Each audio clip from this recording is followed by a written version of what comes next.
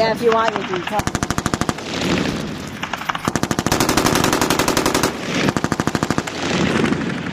Oh, yeah, good call. My bad.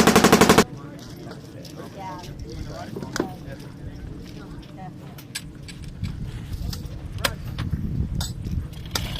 January is a much better month for this.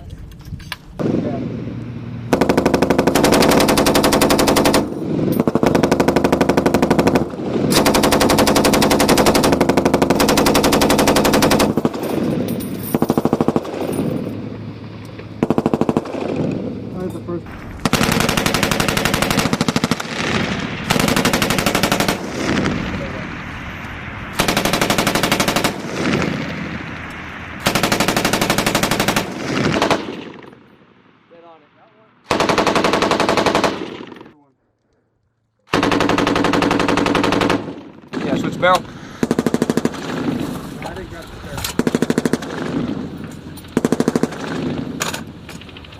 Well, then she needs to go over here. Okay. So yeah, just basically be her AG wherever she goes, right? Cool. Hey, here's a that's janky over there. Ooh, that's hot. Sorry. I got gloves on. I didn't know. There we go. That's better. Yeah, as long as you're guiding it, so whatever works for you. All right. We loaded. How do I? Target, and then there's 3 trucks in the back. That'll be 4 or 5 moving left to right. Okay, you ready? Yeah. All right. So we're gonna aim at that first truck. Okay. There you go. Nice. A little longer on the burst. Hold on a little bit. There you go. There we go. Perfect. As long as you need to go. Die, motherfucker, die. Which truck are you in? First truck. Straight up and down.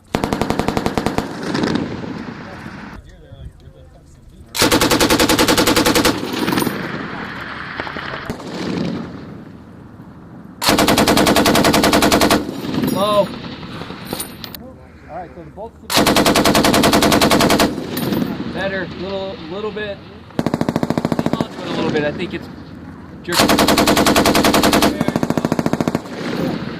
That was all. All right, third out. Oh.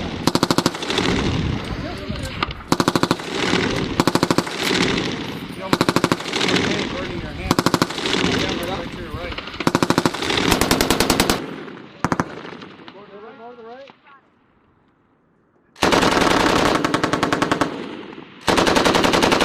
Right, move to the far truck. Are you out?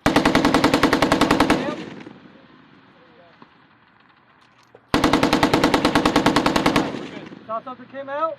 So you're good, right? Kill shit.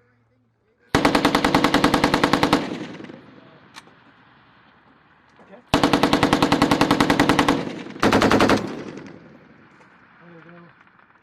Okay, what position's the bolt in? What do we need to do to clear it? You're gonna break it, but let it run. Some people go really long or really short. Look for the rod, call it when you see it. Rod.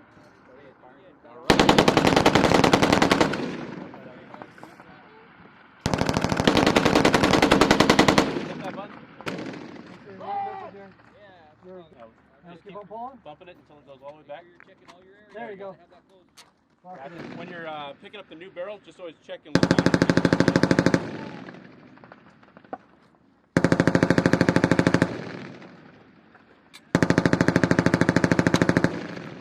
Alright. So, which position is the bolt in? Starting the rear, right? The safety's on, right? All you gotta do is put it on fire and pull the trigger. There you go. Alright. One of those far trucks. We got those 3. I want you to just hit all 3 of those far trucks. Sam? I see 1, 2, 3.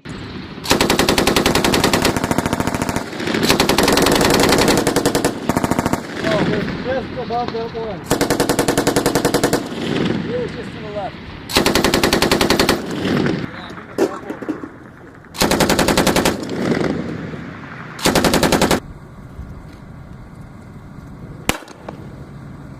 Oh, kill shot. Is that close enough? Yep, dead on. That's perfect. That's what we're going for. And at this point, the wind starts to affect it a little bit more. So again, up where that's going to be flying, it'll carry it pretty easy. Okay.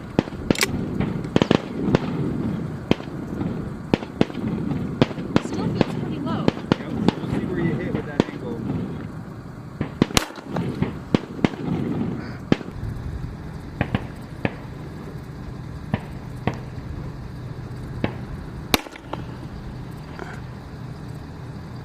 That probably would have taken the leg off. Money. A little far. You got that last group. Yeah. Too far. A little bit. That's more comfortable.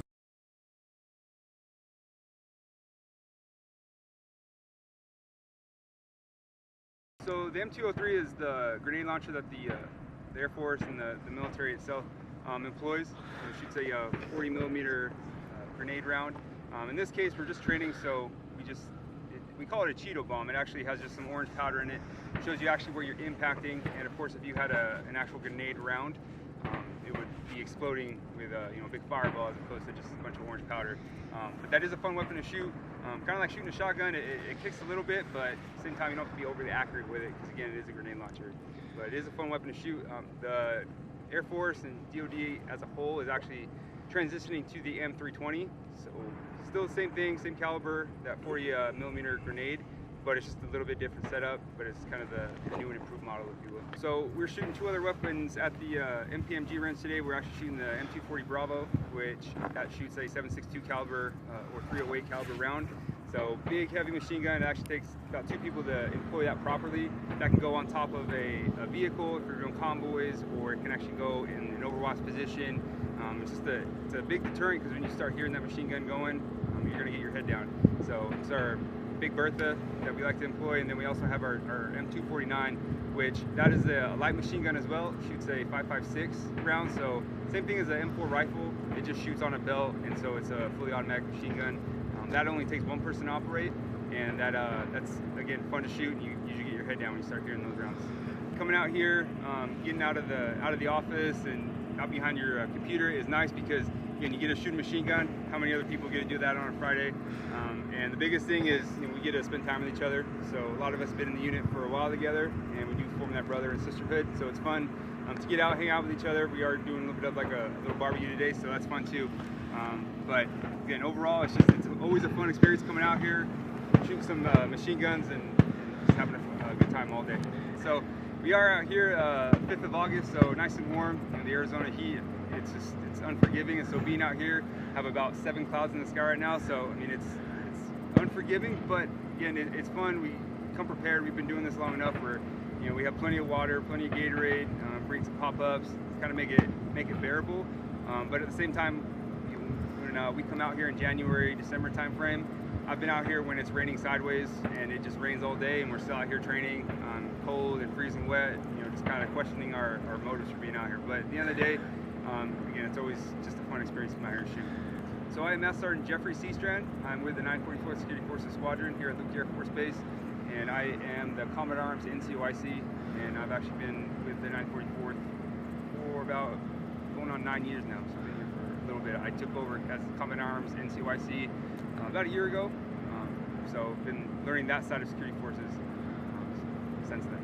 The 944 Security Forces Squadron, we do differ a little bit from a regular active duty security forces unit in that we strictly train to deploy. So every 4 years we're usually heading out the door somewhere. Those other 3 years we're training and doing stuff like this, getting ready to go.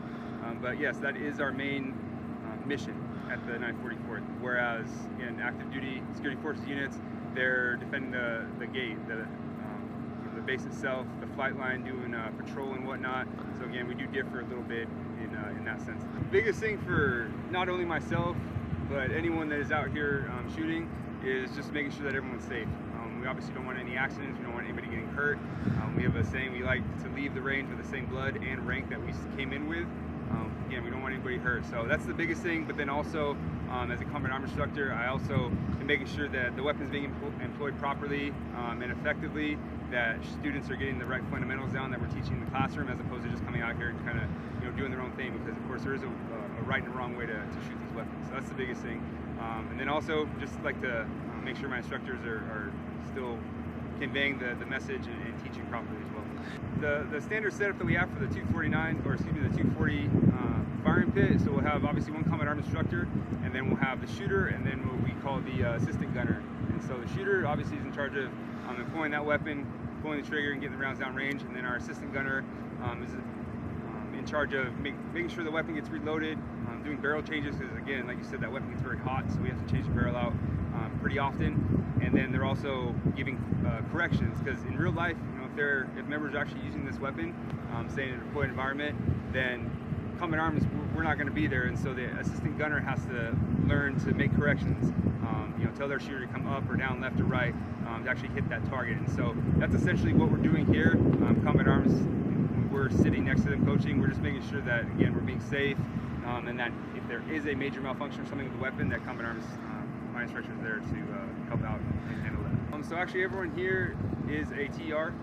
We only have a handful of AGRs in Street Force unit, but yes sir, so most of everybody here is a actual TR today. So they're here, we're actually here during our AT, so we're knocking out a lot of this training, but yeah, they're getting their annual calls for readiness requirements.